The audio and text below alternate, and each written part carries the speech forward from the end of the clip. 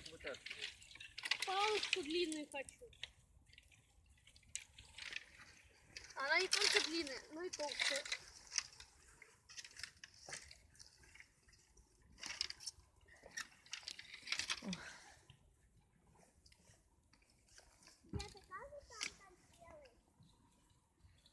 Оно привязанное чем-то.